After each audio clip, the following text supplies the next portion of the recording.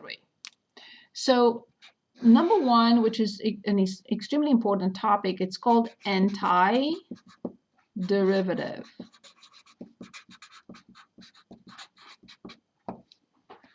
So what is the antiderivative? Also, another concept is most general antiderivative.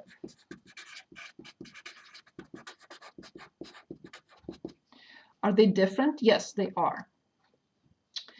So let's start with the antiderivative.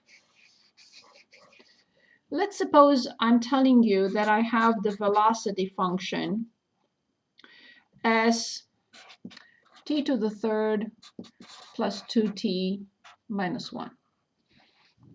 I just made it up. Next time I'll ask you to make one up.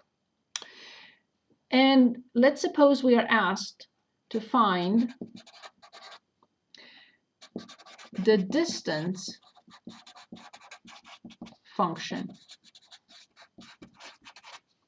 comma, given that the distance function denoted by s of 1 is 0. So this is our first question. So number one, I know that the function s has this derivative. So this is basically s prime. So now I am given the derivative. I'm going backwards to find the function. This is the antiderivative. This function is the antiderivative of this, coming back. So in the past, we were given s of t, whatever, and we were asked to find v prime of t. Of course, I meant v of t, which is s prime of t. So, but now they're giving us the velocity, and they want us to find, they're giving us the velocity, and they want us to go back and find the function. So we are looking for the antiderivative of this function. So now let's take it piece by piece. So in order to find s of t, I have to find the function whose derivative is t cubed. So how do I determine a function whose derivative is t cubed? Very simple. T to the fourth over 4. You can say, wait a minute, how did you come up with this? All I did was increase the power by 1, because that's what the operation of the derivative. When I differentiate this, I'll get that. So I increased the power by 1, and I divided by that number. So now let me convince you that this prime is that. Bring down 4, simplify with 4, subtract 1 from the power. Plus 2. In the same way, I increase the power by 1 and divide by that number. Let's check.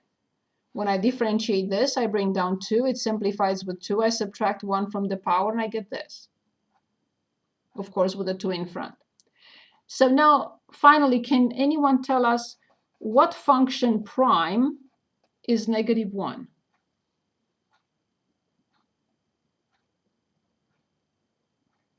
T. Very good. -t. Perfect. Plus a constant c. So basically this is the most general antiderivative, because c can be any real number. I claim that s prime of t is v of t. Let's check again. 4, simplify, subtract 1 from the power. 2, simplify, get 2t. Differentiate this, get -1. Differentiate this, get 0 plus 0 here. But we're not really asked to find the most general antiderivative because we are given an initial condition. Initial condition. What does this mean? Why is this given here? Because it says S of 1 equals 0. 1, 1, 1 plus C equals 0. So when I plug in 1, I get 0. So 1/4 plus 1, because these two go away, minus 1 plus C equals 0. So C equals -1/4. So this, with a C in it, it's a family of functions. Family of functions. But now, when I replace C by -1/4, it's the antiderivative, no other, because it has fulfilled the initial condition. The most general antiderivative is a family of functions, infinitely many. When C is 0, when C is -1, when C is -3.2, when C is 1500, when C is whatever. So this is infinite. But this given condition gives us or makes us find a unique function, one function with fulfilling those conditions. So S of t is t to the 4th over 4 plus t squared minus t minus 1/4. This is not the most general antiderivative. This is the unique function. No other. So let me just summarize this power rule. So if I have f of x equals x to the nth, what will be the antiderivative? Always denoted by uppercase f of x. It will be x to n plus 1 over n plus 1. Of course, plus a constant c. Increase the power by 1 and divide by the result. It's guaranteed that f prime of x equals f of x. So this is the power rule.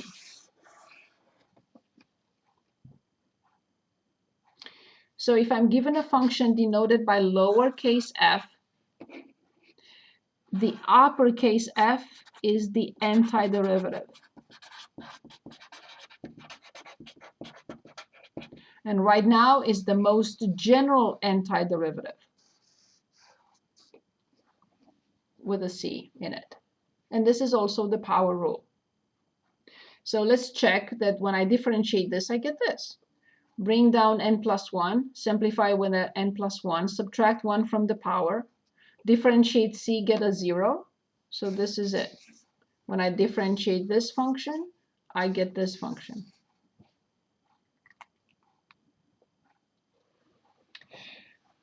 I would like to open 4.9.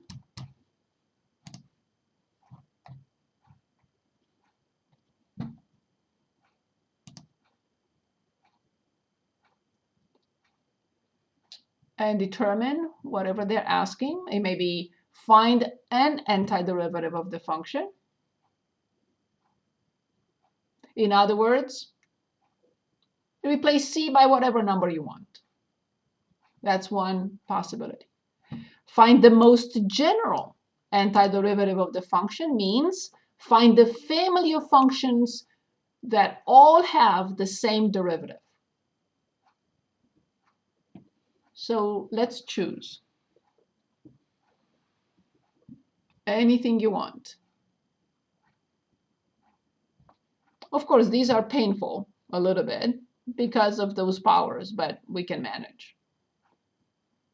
Of course, this has to be split. 2t over this, -4 over this. Always inspect the function before you do anything to it. Okay, so let's choose anything you'd like, and then we'll move on to trig functions. So far, let's choose something from here and find the antiderivative.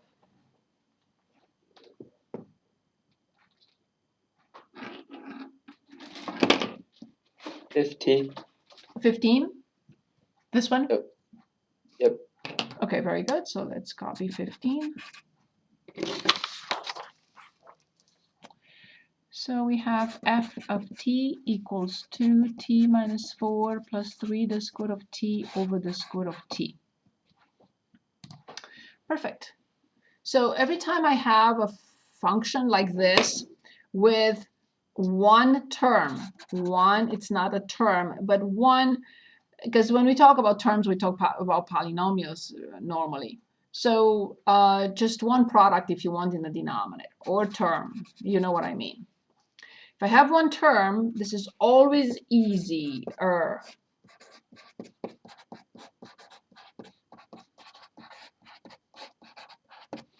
Always split it in 3 fractions in this case because we have 3 quantities in the numerator. So nice, because this goes away. This is power 1 and this is power 1/2. 1 minus 1/2 is 2t to 1/2. 1 minus 1/2 minus 4. T to negative 1/2 plus 3. Once I've done that, I can find, please understand the notation is very important. If the function is given to us as f of t or x, the antiderivative is denoted by uppercase F. Yes, there is another option we'll see in a moment, but not in this case. So, copy 2. Add 1 to 1/2 and divide by that number. Minus 4. Add 1 to negative 1/2 and divide by that number. Plus, which function prime is 3? Which function prime is 3?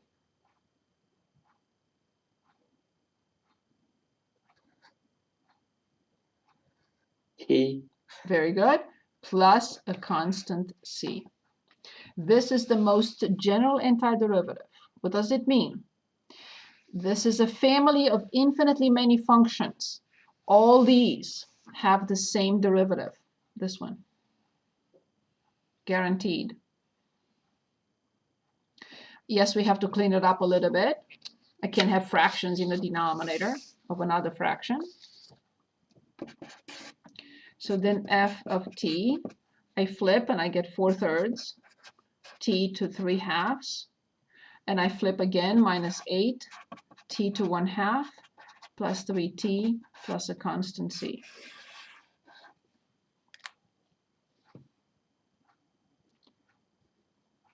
Of course, every time we have to deal with fractional exponents, we have to be careful. So 1/2 plus 1 is 3/2, and I have to divide by the same number. Negative 1/2 plus 1 is 1/2, and I have to divide by the same number. 3t prime is 3. C prime is 0. And when I flip 2 over 3, 2 over 1 times 2 over 3 is this. When I flip 1/2 to 2 over 1, then I get negative 8, and the rest is there.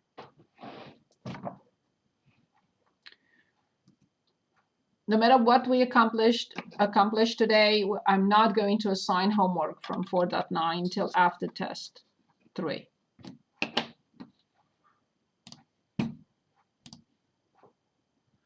Okay, so now let's try anything with trig functions. So let's choose the trig function and determine the same thing, the most general antiderivative of the given function, which is a family of functions that have the same derivative.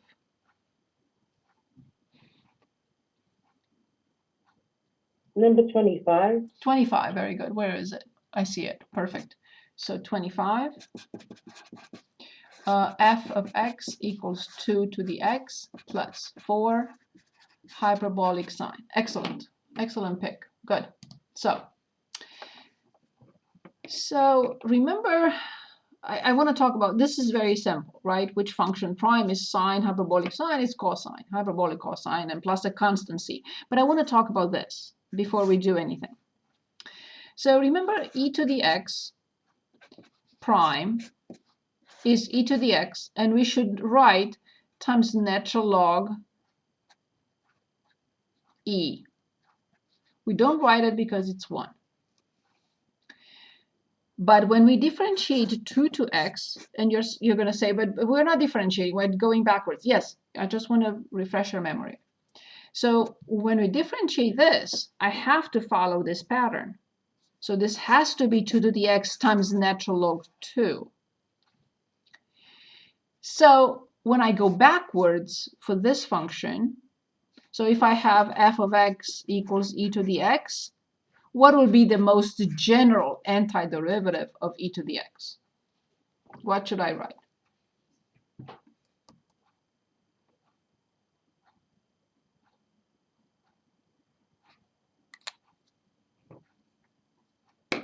For e to the x. E to the x. Plus the most general. Plus a constant c. Perfect. Awesome. But now let's talk about this, because that's what the question is. So let's say now we have a function that is 2 to the x. How do I find the most general antiderivative of this? And yes, I have to divide by natural log 2. So this will be 2 to the x over natural log 2 plus a constant c. And you can say, why? Wait a minute. Show me. Show me. Yes, I will show you. 2 to the x prime is 2 to the x times natural log. The natural log will go away, and I get 2 to the x. I mean, I should say here, I get 2 to the x. When I differentiate this, I get 0. Okay? So then for our function, I'm going to copy it here. The function we have is 2 to the x plus 4 hyperbolic sine x. So the most general antiderivative is 2 to the x over natural log 2, because when I differentiate this, it's 2 to the x times natural log 2, and I simplify it. Plus 4 hyperbolic cosine x, of course, plus a constant c. You always can verify this by differentiation. I differentiate c, I get 0. I differentiate this, I get this. I differentiate this, 2 to the x times natural log 2 goes away, and I get 2 to the x.